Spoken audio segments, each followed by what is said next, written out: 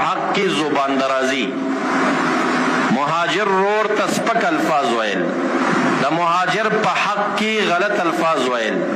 یا داسې الفاظ ویل مثلا یو مهاجر دی یو انصاری دی د دې دواړو مرګرتیا انډیوالي ده دی هغه ته وایي انشاءالله وطن نه به دې شړو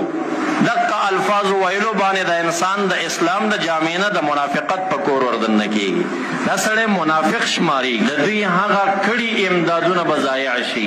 مهاجرینو سره چې څومره امداد د پاکستان انصارو کړی دی هغه به نست او نابود شي دا هم ډېر ظلم دی پرون چا حکایت راته وکړ د مردان څه ساحه کې سل کوره یا یو نیم سل کوره مهاجرین په شریکه باندې روانېږي او هغوی د خپلې کوټې سپړلي دي او په دې کې کاروایي چا وکړه منافقانو وکړه موږ به مهاجر شړو مهاجر به د وطن نه وباسو یو زبردستۍ ته خبره واړوه چونکې زموږ هر بیان ریکارډ کې راځي او هر بیان بیا نیټ ته پورته کېږي او هغه کم از کم د لاک نه برابره کسان هر جمعې بیان چې کم دی دا نشر کېږي مختلفو کسانو سره چا سره 80,000 کسان په نیټ کې په رابطه دي دا یو بیان ریکارډ شي دا 80,000 کسانو ته ورسېږي چا سره 100,000 کسان چا سره 1,000 کسان چا سره 2,000 کسان او ما چې خپل معلومات کړي دي زمونږ یو بیان د 1,00,000 کسانو نه زیاته کسانو ته رسېږي دې کې مهاجرین رونوي دې کې انصار د پاکستان باشندگان رونوي نو دا څو کلمات ما د مهاجرینو په حق کې ذکر کړل او څو کلمات د پاکستان باشندگان انصار رونه چا چې مهاجرینو ته په سخته کې ځای ورکړی و چا چې مهاجرین رونو سره امدادونه کړي وو چا چې مهاجرین رونه د خپل رور په حیث په خپل در او په خپل کور کې پرېښي وو نو هغوی ته دا پکار دی چې اوس په آخره کې هغه خپل اجرونه هغه ضایع نه کړي اسلامي تاریخ کې دا نمونې موږ ته تېرې شوي دي انصار رونه دی د مهاجرو په حق کې زبان درازۍ نه ځان وساتي هغه یا د حکومت د قانون موافقه یا زبردستی ورسره کېږي یا نور مجبوریت دی یا خپل وطن ته هجرت ماته ځي چې هر څه دي هغې د وتو په اراده باندې دي موږ او تاسې ته دا پکار دی چې هغې سره څنګه چې دا دومره عمر په ښایسته اخلاق ورورولۍ تېر شوی دی چې د مهاجرو باره کې زبان درازي ونه شي بیکار الفاظ استعمال نشي د هغې زړونو ته صدمې ونه رسېږي او هغوی په خپل خیریت باندې وطن ته لاړ شي ګینې بیا به زموږ استاد سي هغه امدادونه چې د دې سره کړي دي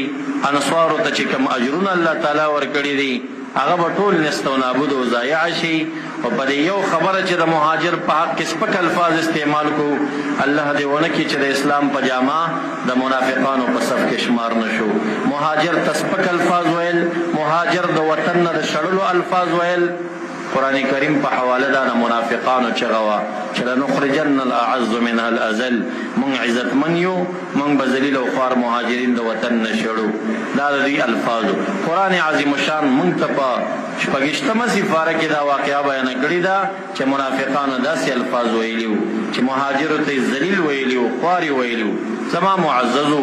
زما د بیان نچوړ او خلاصه دا ده چې مهاجرون رونه که د حکومت د قانون یا زبردستی وي ولاړ شي الله به مخکې هجرت اجر دوی ته نه بربادوي هغه به نه ضایع کېږي لاړ دې شي په خیریت دې الله تعالی خپلو ځینو ته ورسوي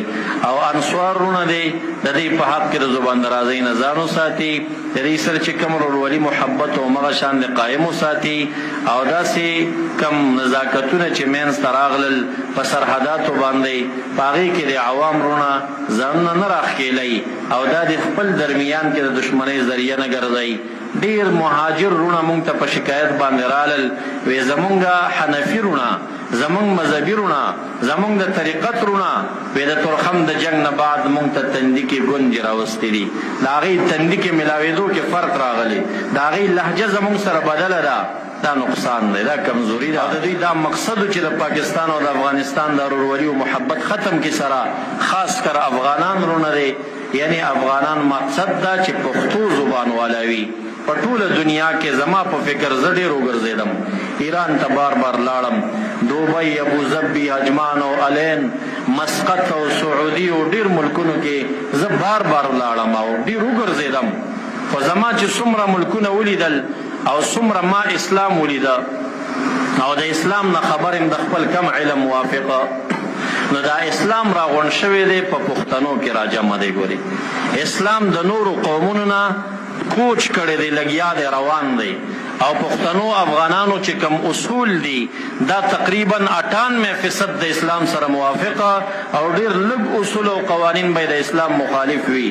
اوس دنیاوالو کفار ټول پټوله چې متوجه دي، کاغه په افغانستان کې دي هم پښتنو ته متوجه دي او کاغه پاکستان کې دي هم پښتنو ته متوجه دي. دې خبرې ته تاسو ګورئ وي خوسېږئ که په افغانستان کې دی چېرته په ازبک سختي نشته دی، چېرته په ترکمن باندې سختي نشته دی، چېرته په